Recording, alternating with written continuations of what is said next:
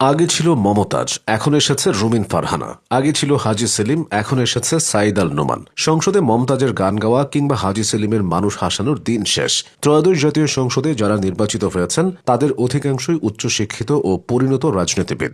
Joker হতে নয়, তারা মানুষের জন্য কাজ করতে এসেছেন। এবার মিডিয়া অঙ্গনের কেউ সংসদ সদস্য হননি। একসময় স্বজনপ্রীতির কোটায় এমপি হওয়ার হিড়িক দেখা যেত, সেখানে এবারের চিত্রটা পুরোই ব্যতিক্রম। এবারের সংসদে জায়গা করে নিয়েছেন অক্সফোর্ড ফেরত তুখোর মেধাবীরা। তাই কোনো সস্তা জনপ্রিয়তা নয়, বরং শিক্ষা আর যোগ্যতায় হতে যাচ্ছে এবারের সংসদীয় বিতর্কের মূল ভাষা। সবচেয়ে চমকপ্রদ বিষয় হচ্ছে, এবার বাংলাদেশ জাতীয় সংসদে প্রতিনিধিত্ব করতে যাচ্ছেন বিশ্বখ্যাত অক্সফোর্ড বিশ্ববিদ্যালয় থেকে ডিগ্রিধারী অন্তত 6 জন প্রখর মেধাবী ব্যক্তিত্ব।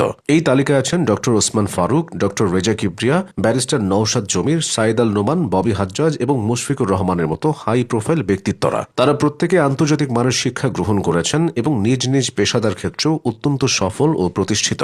এদের সংসদে আসা মানেই হল নীতি নির্ধারণী পর্যায়ে আন্তর্জাতিক মানের মেধার প্রতিফলন ঘটা। এটি কেবল একটি নির্দিষ্ট দলের বিজয় নয়, বরং সুস্থ, যুক্তি নির্ভর এবং মেধাভিত্তিক রাজনীতির এক বিরাট মাইলফলক। মানুষ এখন আর সংসদে শুধু হাত তোলা বা স্লোগান দেওয়া জনপ্রতিনিধি দেখতে চায় না। মানুষ চায় এমন নেতৃত্ব যারা বৈশ্বিক প্রেক্ষাপটে বাংলাদেশের স্বার্থ রক্ষা করতে পারবেন।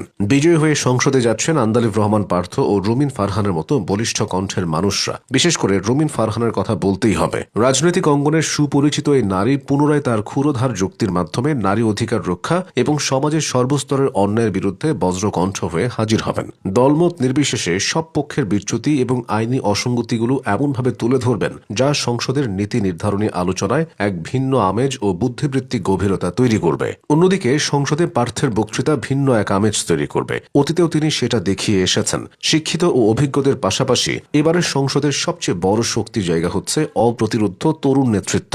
হাসনাত আব্দুল্লাহ ও নাহিদ ইসলামের মতো তরুণরা যখন সংসদের আসনে বসবেন, তখন সাধারণ মানুষের প্রত্যাশার পারদটা স্বাভাবিকভাবেই অনেক উঁচুতে থাকবে। তরুণ প্রজন্মের এই সাহসী প্রতিনিধিরা রাজপথ থেকে সরাসরি সংসদে গিয়েছেন কোনো পারিবারিক উত্তরাধিকার সূত্রে নয়, নিজেদের জীবন বাজি রাখা ত্যাগ ও অদম্য সাহসিকতার প্রমাণ দিয়ে। তারা জানেন মানুষের প্রকৃত কষ্ট কোথায় এবং ডিজিটাল বা আধুনিক বিশ্বের সাথে তাল মিলিয়ে দেশকে কিভাবে এগিয়ে নিতে হয়। যখন একজন অভিজ্ঞ অক্সফোর্ড গ্র্যাজুয়েট আর একজন লড়াকু ও আদর্শিক ছাত্রনেতা একই সাথে সংসদের অধিবেশনে বসে দেশের জন্য আইন প্রণয়ন করবেন, তখন সেখানে বিতর্কের মান বাড়বে।